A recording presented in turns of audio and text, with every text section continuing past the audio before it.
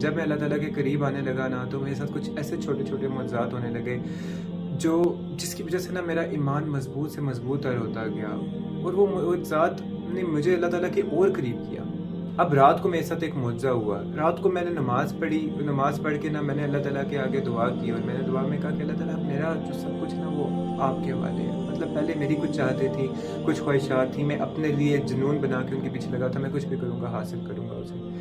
لیکن کل رات کو میں نے یہ اللہ تعالیٰ سے دعا کی، میں نے کہا اللہ تعالیٰ میں اپنے کر کے دیکھ چکا ہوں، اب سارا کچھ آپ کے حوالے ہے، بے شک یہی حق کا راستہ ہے، اور میں اپنے سارے معاملات آپ پہ چھوڑتا ہوں۔ میں آپ کی رضا میں جو آپ کے کام ہے، نیک کام ہے، وہ سب کچھ کروں گا، اور آپ کے اسلام کے اکارڈنگلی چلوں گا۔ اب میرے ساتھ جب میں یہ رات کو سوچ کے سو گیا نا، اس کے بعد صبح جب میں اٹھا تو میں نے انسٹاگرام کھولا، کسی کی سٹوری لگی ہوئی تھی، وہ حدیث ایک لگی ہوئی تھی، وہ میں یہاں پہ اسکرین پہ آپ کے آ رہی ہوگی۔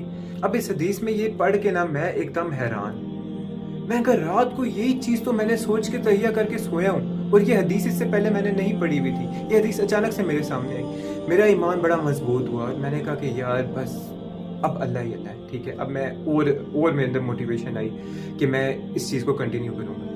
اب 5-6 گھنٹے گزر جاتے ہیں۔